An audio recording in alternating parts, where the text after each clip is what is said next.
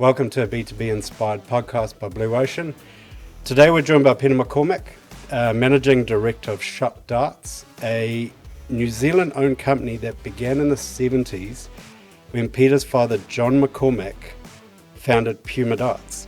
From humble beginnings with a single dart machine, Shot Darts has become a globally recognized brand, now exporting to over 70 countries.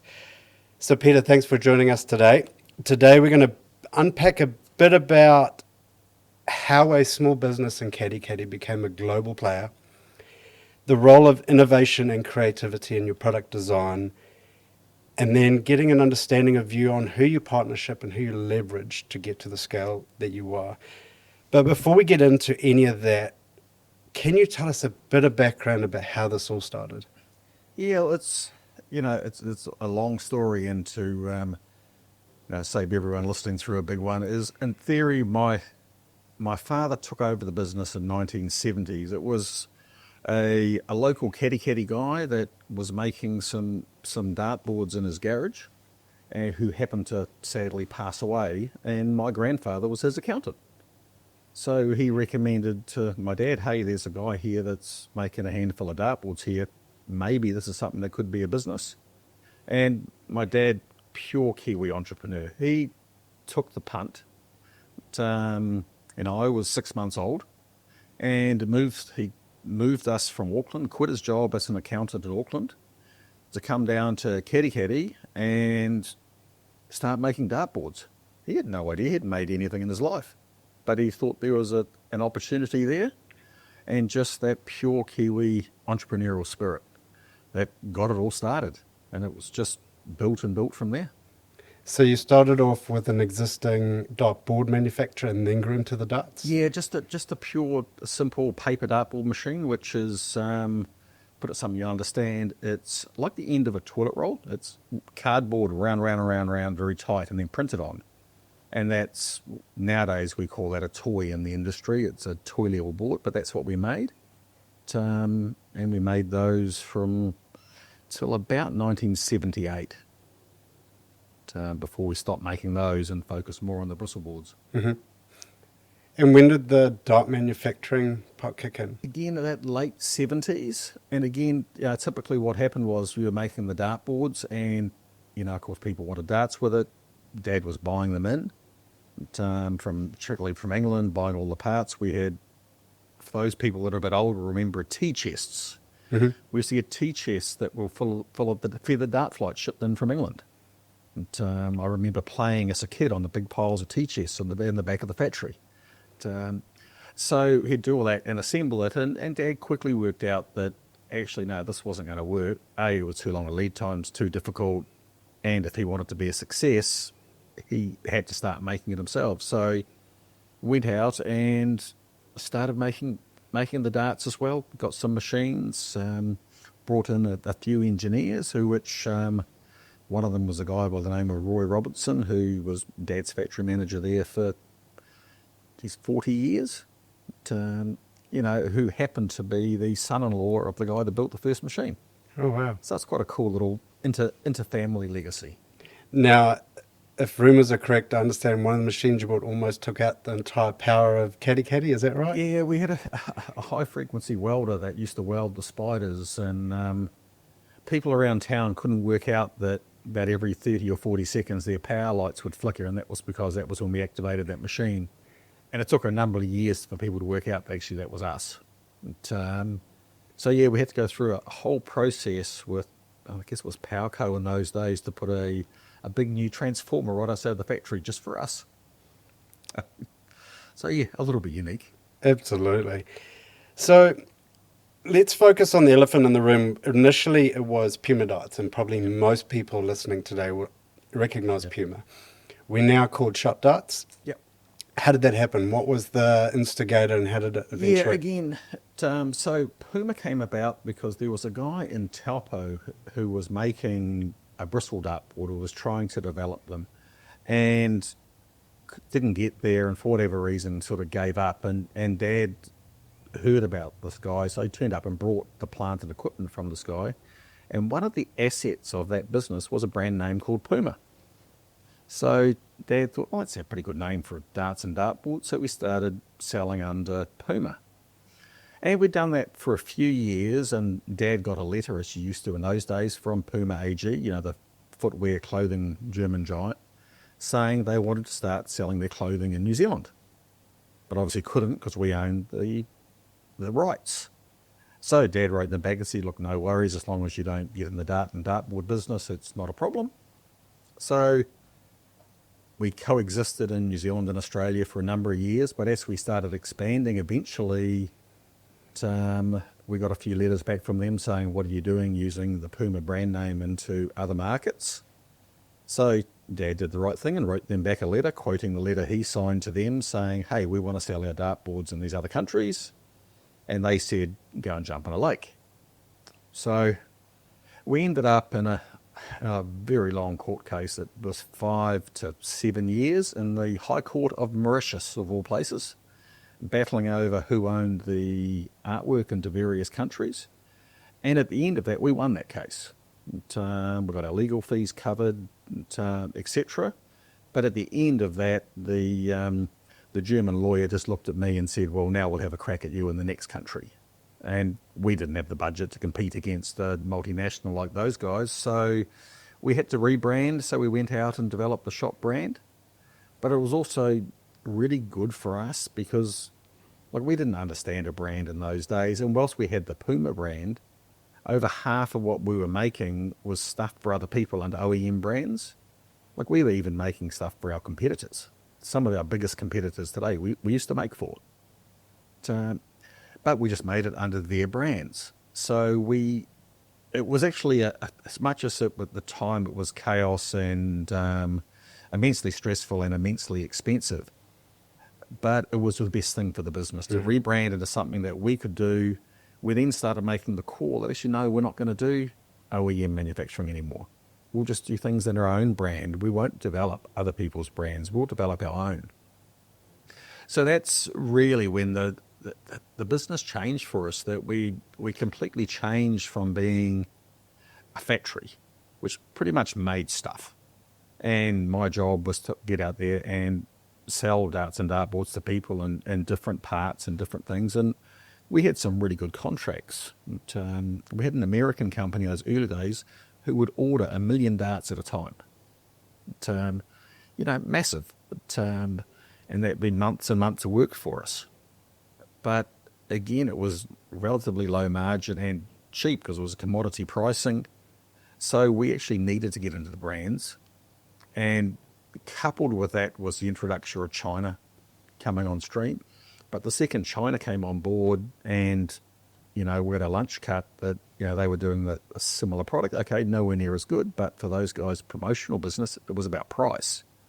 For, 25, 30% of what we could do it for, that work just disappeared. So we had to really get into our own brand, control our own destiny, and almost reposition ourselves to making the high-end, the niche products where we could be competitive and do it in New Zealand.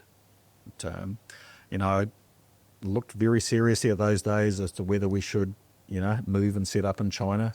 That was when Dad was still alive. He went up to China, was one of the early people that went up to China and had a look about the idea of moving up there. And we decided, no, we didn't want to do that. We wanted to stay in New Zealand. I'm glad you did. So am I. You touched on an order of 1 million darts. To give us some, how big is this industry? Who's throwing 1 million? This industry is a lot bigger than people realise. Darts is it's a massive sport, and it's not just the pub game that we think of in New Zealand. People don't quite understand that the second highest rating TV sport in the UK is darts. It's a bigger sport in TV ratings than tennis. People don't think about that. It's massive. And it's massive right across the globe. It's pockets in Asia, it's a massive sport. The US, it's a big sport. Canada's massive. It's right across. And the European markets, the Germans have jumped into darts in a massive way. They've got right behind it. And okay, it still suits a little bit with the the beer type culture there, but it works in that market and they just love it. So it is a very big sport, but it's an interesting industry. It's still pretty much dominated by family-owned businesses and a lot of old established English brands. And realistically, the English brands and us. So it's something quite different. Absolutely. Now, if I'm right, you're number 3 in the world? Yeah, that's where we believe we are. It's obviously a little bit hard to judge compared to where everybody else is, but pretty accurate. We believe we're number 3.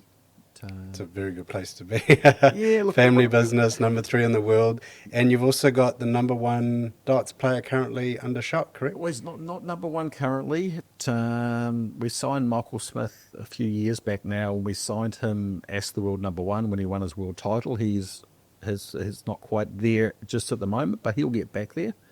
And that was just a massive opportunity for us. We've typically kept out of the UK market, and we'd been always led to believe that it was almost a little bit too hard.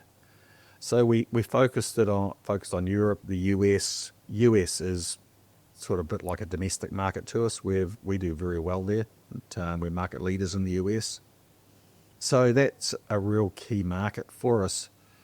But when we signed Michael Smith, all of a sudden he's English. We now had the world champion, the world number 1. We had to get into the UK market. So as much as you sit down and love having long-term business plans and strategy, that document got ripped up. And it was just a matter of, okay, we have to attack the UK. We have to get in there. We've got something that's unique. We've got Michael Smith. How do we do this? So we literally got one of our sales guys and packed his bag and said, you disappear into the UK. And we set Joey on the road and said, go and see what you can do. And it's been a massive success for us. The UK is our fastest growing market. It's already our second biggest market, and it will get close to, if not past, the US soon. Seems like you've turned every challenge into a great opportunity. Oh, there's always challenges, don't get me wrong, and you have tough times as well as good times, but you've got to see those opportunities. And the Michael Smith one, when we signed him, it was a coup itself. We signed him when he was number 5, but the way sporting good contracts go, you have pre-contracts with people waiting for their contract to end with somebody else. So during that time, he'd won his world title, so we inherited him as the world number 1 and the world champion. So yeah, I don't even think about how many hours we ran machines, but it was as long as we could, we were running machines, making product as quick as we can, and it was disappearing out the door. So how many darts could you manufacture in a day? Look, I won't share that obviously for commercial reasons, but a truckload. Yeah, we are one of New Zealand's largest machine shops with our CNCs. So, and we just do our own work. Typically most of your big CNC places in New Zealand will do work for lots of other people. We just do our own. Mm-hmm. Stick to what you're good at, eh? Yep. Now, taking a step back, you joined in the late 1990s. How did you go from Katikati to distributing a product in over 75 countries? Because back then, things were very different to what they are today. So could you walk us through how did you do that from Katikati to the global stage? Yeah, it was really interesting in those early days when Dad dragged me back from the UK to join the business. It was 96, and it was very different. Travel was different. The way things happened was differently. You still sent a fax. I was still there in the telex age. Fax was your main means of communication. That was considered brilliant.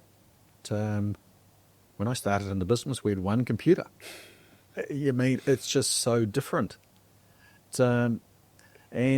It was just, you had to do it by time and market, and lots of times in airplanes. I would travel for 6 weeks at a time, and I would do at least three, if not 4 of those trips a year. So, a massive impact on family life. that side of things. And, Dad was the same. Dad and I would travel together, and we'd get to a market and he would turn left and I would turn right.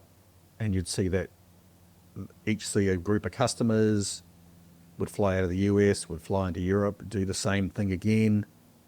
And you just worked your way around. I tended to do Asia. So you just spent a massive amount of time in airplanes. Again, phone calls were so expensive then. I would call my wife once a week. She'd get a fax once a week, and that was pretty much just that, hey, I'm still alive and I'm still there. But it had a massive impact positively on the business, but a massive downside on family stuff. I'd come home from a 6-week trip that had 2 young kids. The kids wouldn't know me. It would take a week for me to get integrated back into the household and the kids get used to the fact that I was around again and that I existed. And then 3 weeks later, I'd jump on a plane again. It's just crazy. I've got a cousin who's a pilot for Cathay Pacific, and there was a year that I did more flights than he did. So, put it in context. It was massive sacrifice. Yeah. So, but, how did we do that? Just hard work, good product development, persistence.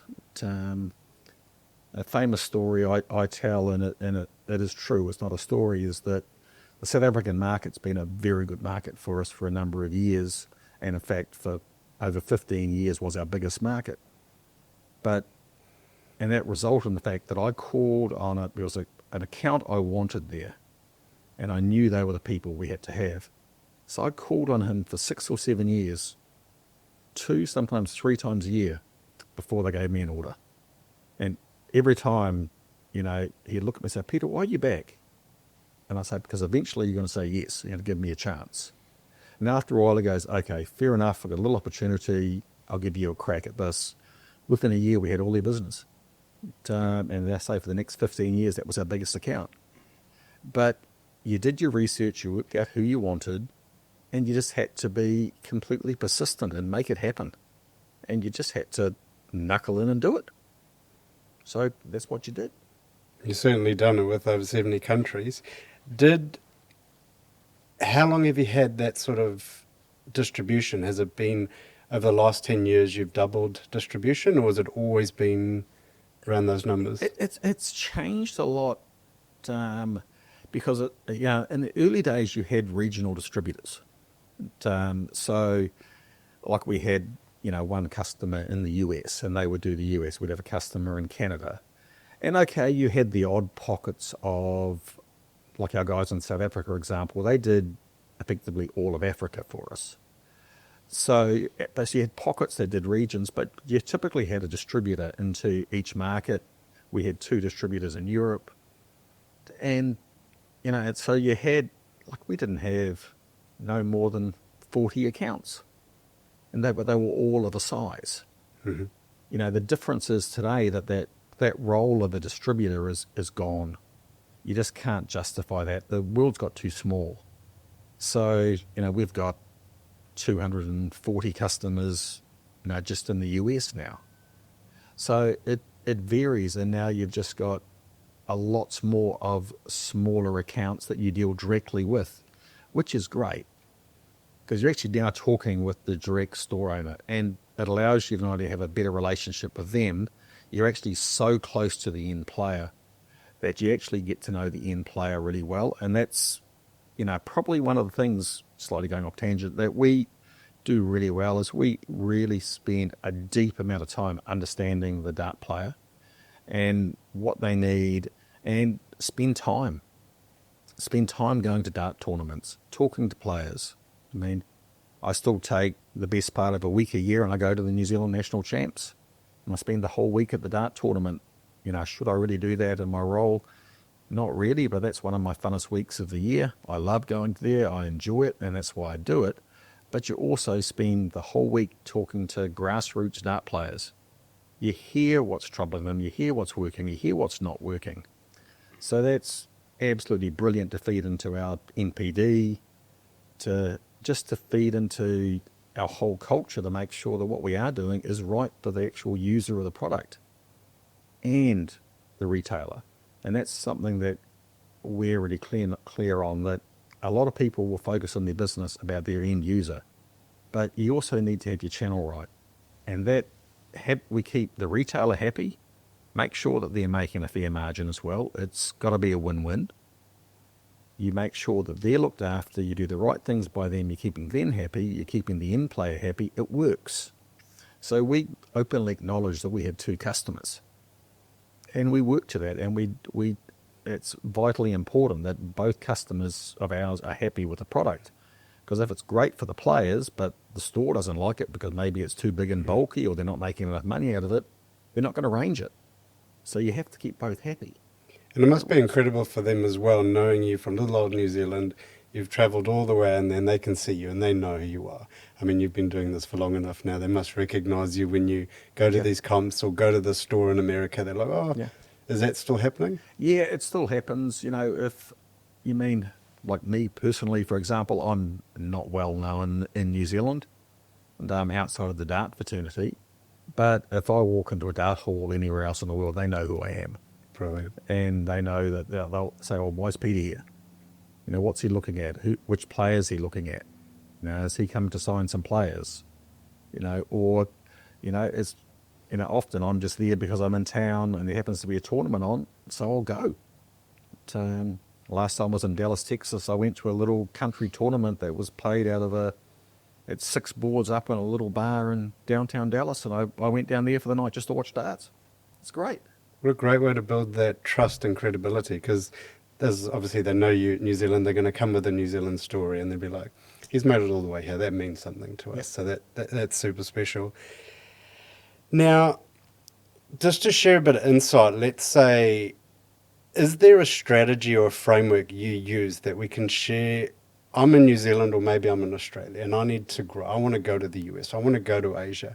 Who do you rely on? What are the stepping stones that we need to be aware of, or what are the secret trapdoors we can jump through to speed up the successful transition of launching somewhere else? Yeah, it's a really interesting one, especially for New Zealand businesses. And, you know, you've really got to remember that you are Kiwis and do things the Kiwi way. You know, just because you're flying to America, yes, you've got to understand their culture, but still don't forget who you are and where you come from. Be proudly New Zealand. And they like that. And they understand that. And, you know, okay, sometimes you do the odd thing that might not be quite right, but they forgive you because you're a New Zealander. And you can get away with a lot. So that New Zealand voice, New Zealand accent is massive. You got to be prepared to actually get there. I mean, you can do some stuff by phone, Zoom, whatever, but you actually have to get there. So like in the US, when we changed from having a single distributor to doing it ourselves, we sent 2 of our sales reps up there and said, okay, just travel around the US and knock on doors. And they went and saw an account in, where was it, just out of Chicago. And I knocked on the store and went into this dart shop. This guy hadn't been in business for 20 years. That was the first time he'd seen a dart rep. First time a rep had physically called in the store. And that was us, all the way from New Zealand. And he couldn't believe that someone from New Zealand would call it on his store. And that store is now pretty much exclusively all of our gear now. And he's one of our biggest advocates. But because we actually took the effort to turn up at his door, and we actually still go back every 3-4 months, we go back. And we still knock on the door. Yes, technology is great, but you've just got to get in there, boots and all, get boots on the ground in the market and get in there. But also you've got to listen to the people and work out what works for them. Design for the markets. And with us, because we sell into multiple markets, that can be quite tricky. So when we're looking at a new product development, we've obviously got to try and design it so it's pretty good for the world, because that's where we sell. But typically ranges will be focused on an area, because we understand that, okay, this range is more than likely to sell really well in the US or into the UK, or it may be for a European range. That will be the main focus of that range. And you just got to design for that because everyone's needs are different. And you just have to recognize that. It's not a one-size-fits-all market anymore. You do that and really tailor it. But that's vital. The other one that New Zealand companies have really got to get really good at is telling stories. The whole storytelling philosophy, and I picked this up through the New Zealand Story, which was an NZTE program, which is brilliant. I don't know if it's still done, but it was very good in the day. And it was about telling the New Zealand story. And we started by telling the story of a warrior barrel we designed, which was a pretty cool dart in its own right, but we arm sleeve tattooed it. But we had that tattoo carved, particularly such that it was our carving, but it also told our story. So we engraved that carving down the dart barrel, which made the barrel itself completely unique. But it was so easy to tell that story that you can show it to people, they can look at it. And, I don't know that people won't realize, but the Pacific arm sleeve tattoo is one of the most famous tattoos globally. You look at every NRL league game you watch, even if you watch some of the NFL basketball, a lot of them have Pacific arm sleeve tattoos. Massively popular. So people could automatically understand it and they could see that story down the barrel. So it became easy to tell a story, but you've got to be truly authentic with it. And that's part of it too. You can't just walk in there thinking you got a story. You've got to live, breathe it, and completely be engrossed in it yourself. It has to be authentic. If you're not authentic, you're just wasting your time. Have you got an example of how you guys have used the story to create something? Look, we use it in almost all of our dart barrel ranges. Every range has a reason to be, and every range has a story with it. So one of our most famous ranges is the Viking range. And the barrel grips on that is based on the Viking armor. So all of that we cut into the barrel, so the grip purely reflects that. The colours that go into the barrel tie in, like there's a barrel based on a ship, so the colour's based on a wave. One of our other lines, we needed to get the colour right to get it exactly right for us. It was the Berserker range. And we wanted to get the colour of Viking armour. Okay, Viking armour is leather and blood. So to get that, we literally mixed leather and blood. We went down to the butcher, got a bucket of blood, went and got some leather and soaked it in it, then laid it in the sun for a week. And that's what we colour matched it to. So that all fit together. And that is just an amazing story when you tell that to people. This is the level you go to get that little stuff right. And when you get that level of detail right, you win people over. You start telling the story about how the barrel came from, why does it exist? And the second they understand all of that, they've already ordered it.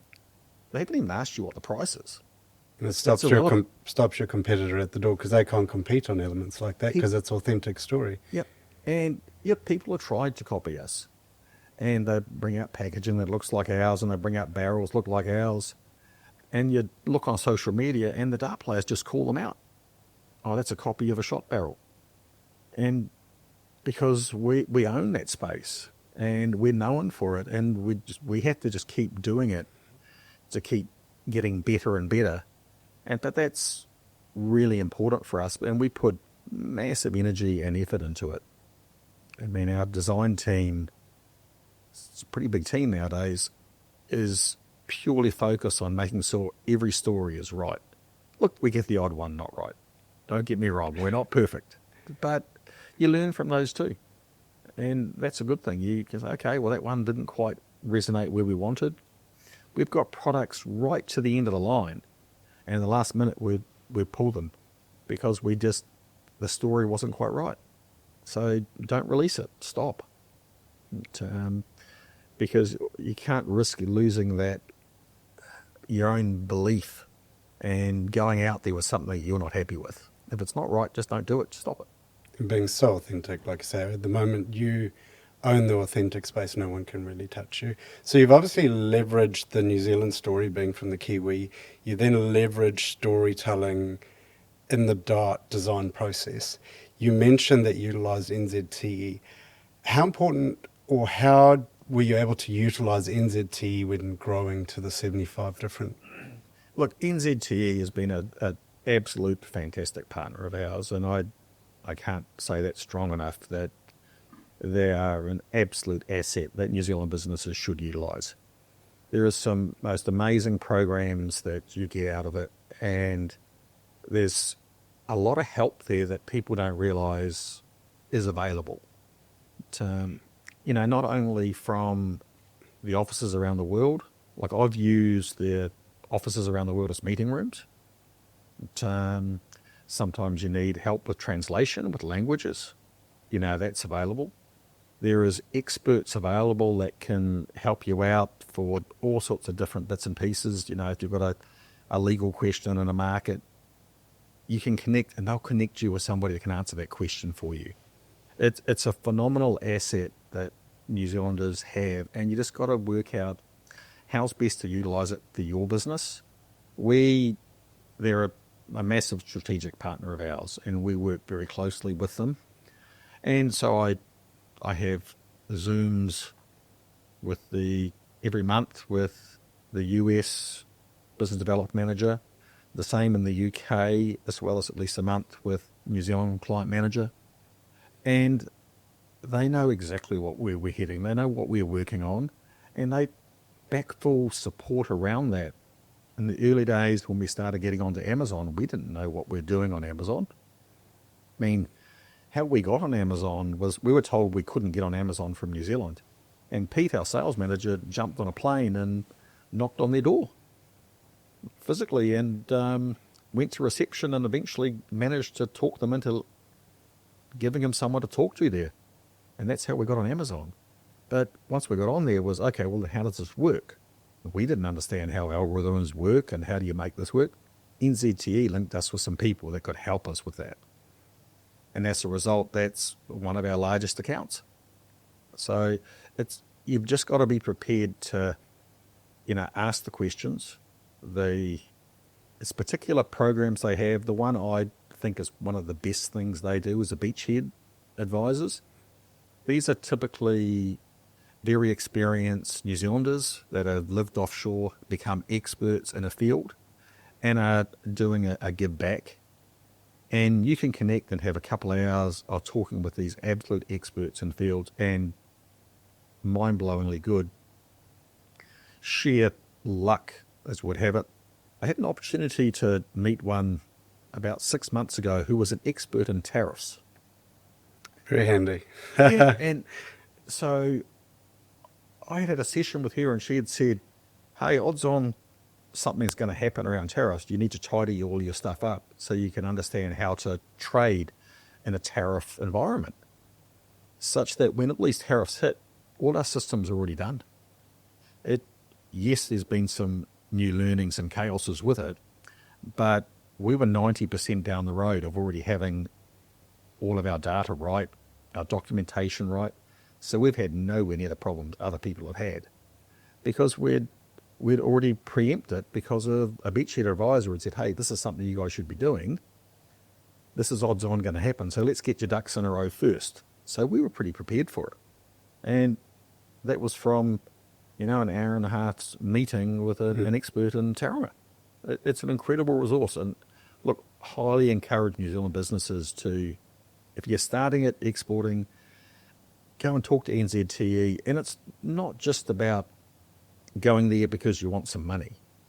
Yes, there is funding available for certain programs and this and that. And that's great and wonderful. But that's not the big asset they have. It's the connections that you get and the people they can link you to that will save you just disappearing down a rabbit hole. When we set up in the US and put our own office into Dallas, Texas, the advice they gave us around lawyers, accountants, connected us with other New Zealand businesses that had done the similar thing, such that they can tell you, okay, here's the accountant that we first used. They weren't very good. This is the one we're using at the moment. These guys are great. Have a chat with them. That saved me months of interviewing different accountants trying to pick which accountant we would go to. Same with lawyers. I mean, there's so many lawyers in America. You type Google on lawyers, you get pages and pages. How do you pick one? Get one other people have used and other New Zealanders can recommend. You sort of go, "Phew, okay, well, that's one easy decision I can make." So they got the trusted network, so you can basically rely on to advise you to give you the right information you need. Because obviously, are they in all the countries that you need them in? I mean, how global does NZT? Yeah, they are in most countries, but if not, even if they might not have an office in that particular country, they will have somebody on their team that has traded there, or they'll know of another Kiwi business that is trading there. Mm-hmm. And they link you up and you make a phone call. And that's the great thing about Kiwi businesses. We actually are happy to support each other. I had a conversation a while back with some businesses in America, and they couldn't believe that New Zealand, I would share my knowledge of how to enter the US market with other businesses. I said, well, why wouldn't I? I said, there's no threat of us helping other New Zealand businesses that aren't in the data industry. They're not going to jump into darts and start competing with us. They've got their own products. Happy to help. In America, they don't do that. That's your IP, and you guard that. I think it's a real strength in New Zealand businesses that we actually openly help each other. And I very regularly make a telephone call to other businesses and say, hey, I'm stuck on this. Can you help? And I get people that do the same who call me to say, hey, we're looking at going to the UK or we're looking at going into the US. Can you help? Absolutely. It's a great resource, and NZTE help you make those connections. And that's one of the biggest features they have. So everyone's leveraging off everyone else's experience to help advance you further quicker, which is, I suppose, if you need someone to lean on who's done it before, because especially in today's environment, you've got to move fast. You don't have the time that you used to, because someone's going to fill the gap. The competition's on your tail. So launching successfully takes a group of people rather than an individual. Yeah, time is so precious now. And again, I go back to when I started in the business. You mean, if someone, people still send you the odd letter, but even if someone sent you a fax, they didn't expect an answer. I mean, if you answered the next day, you were considered to be pretty prompt. You mean now if you don't answer, sometimes people within 15, 20 minutes, they're wondering what's wrong with you. But, it's crazy. And time zones, and half the time it's the middle of the night here. Huge change from then till now. Speaking of change, if I think of a darts player, I'm thinking of a chubby white male on the piss in a bar throwing darts. Has that changed? Is it still where we are today? No, massively changed. Don't get me wrong, for the average person that plays darts, absolutely likes to have a beer while they do it. This is your home recreation guys. I liken it to as darts as something you do while you're having a beer with your mates. And that's a lot of where darts come from, and what I also call a cul-de-sac darts league. People playing with their friends on a Thursday night, a guy's time to hang out and chat and enjoy some company. But the actual top dart players now, this game's too serious. There's too much money involved to, afford to be out the back sloshing. That doesn't happen anymore. Yeah, the odd player might have a beer a day or a glass of wine a day, but that's it now. These top guys, it's too important to them. There's cameras on them wherever they go, whatever they do. It's completely different. It's a fully professional sport. And, these guys train 6-7 hours a day. They go to the gym. A lot of the guys you see on TV now, yeah, they're still the odd big belly, but most aren't. Most are pretty fit. The dart player does a lot of steps in a day, so they've got to keep fit. And when you look at the big change in the industry, which is a youth, there's a massive amount of, I say 16 to 25-year-olds playing the game a lot now. So they don't play in a bar.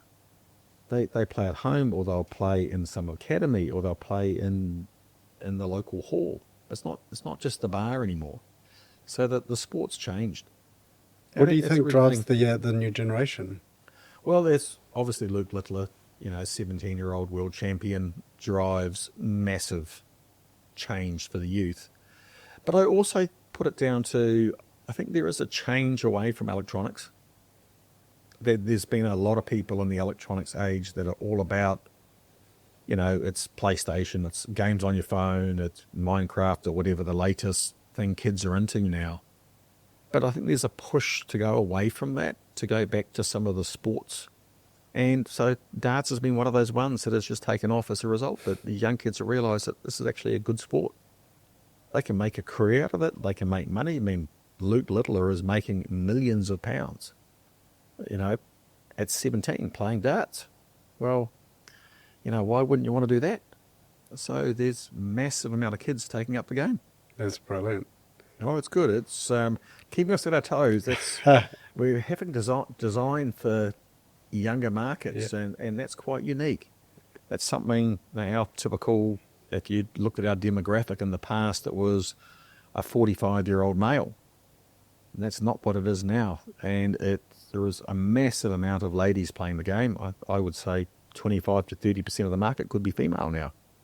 So it's a massive swing. And again, maybe 30% of the market is under 25. So you've got not only ladies starting to play, you've got youth. So colours are changing, designs are changing, your packaging is changing. So it's a really fun time to be in the industry. It's changing, and it's changing in a really positive, good way. So for people like me that have been at it a long time, it's actually nice to get this change, and it sort of reinvigorated my desires and passions as well. So it's great. What a great place to be. Now, there's huge, as you mentioned, there's a huge new generation coming through. You've turned some challenges into great opportunities. You're a global brand. You've been around for a while. So how did COVID impact all that? Because when you've got so much out there and something like COVID hits you, that's got to be painful, or did it happen the other way for you guys? Well, initially, obviously, immense pain when, you can't work. And, you've got customers calling me, screaming at me, saying, ship us goods. I'd love to. I can't get into my plant. Why can't you get into our plant? We're not allowed to leave home. Massive issues that, other countries, yes, they had various levels of lockdowns, but not like to the extent that we did. And, that was some massive issues there that, you just couldn't supply. So, there was a massive amount of stress as a business owner, and not so good on your cash when you've still got staff and staff to pay and such like. And yes, there was grants available, but they didn't cover the costs. And everything else you've got to pay. You've still got a landlord that, yes, may give you a rent holiday for a while, but he's still got to get paid as well. So lots of hassles. But what happened for us is that, again, home-based sports went absolutely nuts. So darts, pool, table tennis, games like chess just went ballistic. So when we were allowed back to work, we were that busy we didn't know which way was up. And to a certain degree, the industry hasn't slowed down from that. It just created a massive amount of new players. But it's also, I put it down to, that's one of the reasons why the industry changed to a lot more home-based. And that's what I said before, the cul-de-sac dark leagues. So what was happening in markets that, yes, people were in theory locked down, but what they did was one person would set up a dartboard in the garage, and on a Tuesday or a Thursday night, all the blokes would go around there, even though they weren't supposed to, and catch up, play darts, have a beer or two, and then they'd go home. Well, these were guys that beforehand were doing that at the local pub. Well, you know what? Their wives were a lot happier with them. They were only just down the road. They were not spending as much money because they were not buying beer at bar prices. And they walked home. So no drink driving issues or any of that sort of stuff. So all these leagues actually stayed. So those people are still playing darts in these garages on a Tuesday and a Thursday night. And there's a huge, cul-de-sac or garage dart league across the world now. It's resulted from COVID. And it's become a big part of the industry. And it's typically a group of, you know, it started off with the blokes, but often now the wives are playing. And they'll go down and play darts on a Tuesday and Thursday night, 3 houses down. And then 2 nights later, it'll be house at the other end of the street. And there's all of these little dart fraternities set up across the world. It's been amazing. So a positive outcome from COVID for our industry. And what a way to build up the next generation to lead it forward. Yep. I mean, for them to start, then obviously their kids are going to watch the parents play, and it should just feed on for a growing demand. Yep, darts is a family sport. Most that if kids grow up in a dart house, they end up playing darts. That's just pure and simple, and it's a good thing. It's a good family game. I used to play every night with my son after school. We would play darts, and that was a great way for him and I to catch up. And we just went down to the garage and just played darts. It was great. Great for his maths, and it was a good time with kids. Typically, for those of us that are parents, understand that especially boys, they don't tell you a lot. You just get a few grunts here and there. But Ryan and I would play darts and have a chat, and I don't think Ryan even knew that he was talking to me, because we weren't talking. We were playing darts. So that was a good time. Good time. Now, if we look at all the moving pieces, you've mentioned you've got NZT, the support network, you've got the sales team on the road, you've got yourself traveling, your sales manager running the different teams. How does someone utilize marketing when you've got to communicate to so many different customers in so many different regions? How do you utilize it to hopefully not just build new potential in business, but to retain it? Yeah, look, that aspect nowadays is just so important into a business that, and it's that sales and marketing 1-2 punch. I think that's the important thing to recognise now. You can't have one without the other. And whilst they are very different skills and segments, they actually relate so well together. But the modern marketing is so different. When I started, you want to do some marketing, you stick an ad in a newspaper, or you buy a page in one of the dart magazines. We've got multiple staff now just doing social media. We've got a full-time person just doing filming in-house. That sort of stuff has become just so vital. You've got to have content going out every day and across multiple different channels. And half of them I don't even understand what they are, to be completely honest. But it's just amazing, and the reach for that, and the whole role now of how you get products to people and how you get endorsements. I mean, often in the old days, you used to go to a player and get them to endorse a product.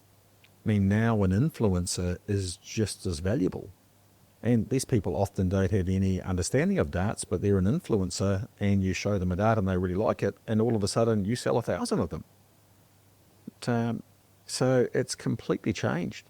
So you have to have this content, and you have to have it across multiple markets.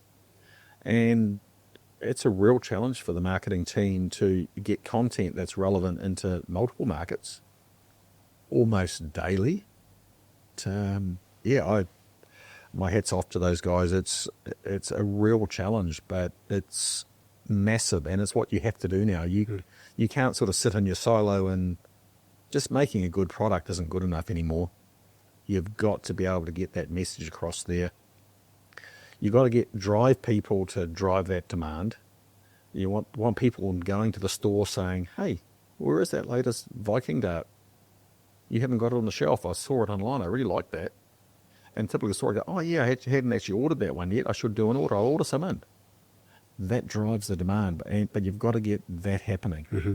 And it's a challenge, but it's vital. Like a simple thing we do is, when every dart is made, we film it being machined. And it's a bit like that, how was it made? And that's been massively successful for us. And all it is just showing people how it is actually made. And people will look at that, they'll buy a dart, then they'll want to watch the video of how it's made, so they can understand what's involved in it. And when you think about it, it's really cool. When we started doing it, it was just like a bit of a gimmick, so we'll just film this and see see how this goes. And it's one of our biggest marketing tools now. That's brilliant. I suppose people love buying something they can see the conception of from beginning to end, understanding the design and story so it all folds together. And they understand the value too. I think it helps people understand, and they look at it and go, oh, it does take 3 minutes to machine. It is a process. And they, okay, well, I can understand why it has a cost. Brilliant. So, what's next for Shot? What's next for you? Because obviously you're second generation. You're going to be bringing in the third generation to take over the business? Look, I would like to say that one of my kids or one of my sister's kids would be involved in the business, but at this stage they don't have a desire to be involved. And I still live in hope. And I made a decision. Well, my sister and I made a decision probably 5 or 6 years ago that we had to young the management team down, and we went out and employed a bunch of fresh graduates, and we brought them up through the business, and we've held almost all of them. Okay, that some of that's been a bit of a challenge. We've had to work around overseas trips and OE experiences, etc. One of our guys has lived in Portugal for the last year, and we've made that work. But we needed to get some younger brains into the business and some younger ways of doing things, which is an absolute godsend now, given the way the market's gone. But also the fact that is putting massive passion back through the business, which is great because it keeps older fellows like me open and involved. And these guys want to take over running the business, so we've really embraced that. Connor is now the general manager, and the plan is very much for him to take over the business. If mine or Julie's kids want to get involved in the business, they serve an apprenticeship under Connor and work their way through. And that's just the way it is. But I don't blame my kids for not wanting to get involved in the business. I said right at the start about the amount of time that I was away, and my kids remember that, and they know that I was never there for birthdays, school trips, or whatever. They remember that, and they know that that's they don't want to have to do that for their kids. So I can get that, because there's a lot of stuff I missed out and I sacrificed to get the business where it is, and I really, how the right way of wording this, that whilst it's been great for the business, there's a lot of regrets I have about missing stuff that I shouldn't have missed, but I was at a trade show. So I get it from the kids' point of view, but we've got good young people in the business that are actively involved. So I don't do a massive amount of work day to day. I don't have particular tasks. I purely come into work each day just to lead and just to help develop the people around me. And that's great. And that gives me the stuff that I really enjoy.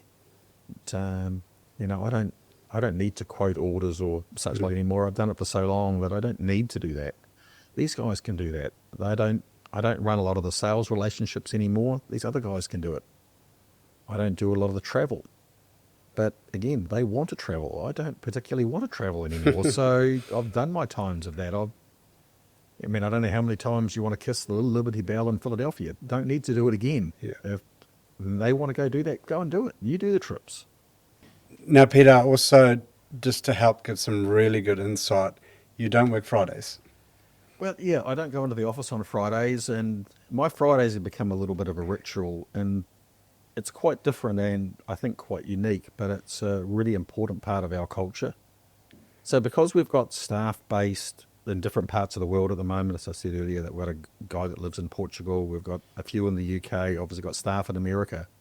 So my Fridays, I get up, I live at Way Beach, so I walk down the beach and I start making phone calls. And I make a phone call to as many as I can, based on time zones, of our international staff. And I have a conversation with them, and it's typically not work. It's pure about culture. And it's easy to forget when people are offshore, you don't have that daily conversation of how's your wife, how's your kids, you know, my cat got run over or whatever. You miss all of that. So I do all that on a Friday. And there's some most amazing conversations I have with people and finding out, okay, well, you know, sorry, I lost my house. I've got to find a new flat. Okay, how you going? What day do you need off? How do we make this work? And it's become quite a major thing. And like to the extent that if I miss calling somebody, I'll typically have an email and that might come through at their time at midnight saying, I didn't get a call from you today. Are you okay? And I have to go back and say, look, sorry, I just got caught up. With all the other calls I knew it was after 11 o'clock. I'll catch up with you next week. But it's become such an important thing, and the staff absolutely love it. And the fact that, I do it walking down the beach. If it's a beautiful day, I put the camera on and point them the waves and we watch the surfers, and it's just outstanding. And it's something quite different, and it's something we've developed into our culture, I think, that's really allowed us to build the international teams. Because that's a real struggle that when you've got a New Zealand-based culture and you try to put that into America, and you try to put that into the UK, it's quite different. But because I have those phone calls and I do it in a very Kiwi way, I do it walking down the beach, barefooted, with a cup of coffee in one hand and dog lead in the other and a phone jammed in my ear. It's become quite an event.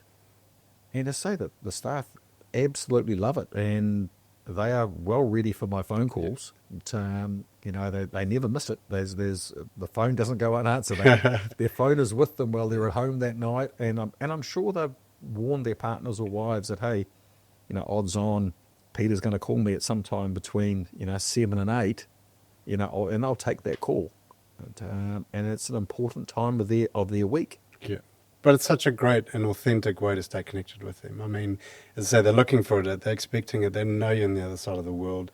And for you to make that effort, so you are working Friday, you're just working a different Friday? Yeah, I just work in a different way. And it's, it is, that's what the interesting thing is. It's not a business phone call. We don't talk about how many orders were done this week or what week's sales were. It's not about that. If they want to bring up that, hey, we had a little problem this week, or what am I doing with this? Absolutely, I'll deal with that. But it's not about me calling them to find up on work. It's me to check in on a personal level. How are you?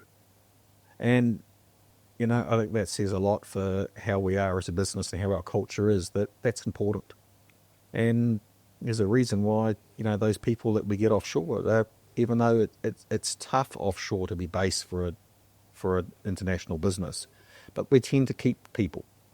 And I'm sure that's one of the reasons, because they actually do feel connected back to NZ, and they start to understand a little bit about the New Zealand culture.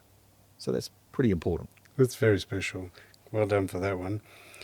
Now, just to end off, you've obviously turned a lot of challenges into opportunities. And I remember catching up with you maybe 6-12 months ago, and the market was hurting. And you said to me, Lee, when times get tough, everybody in the business turns into salespeople.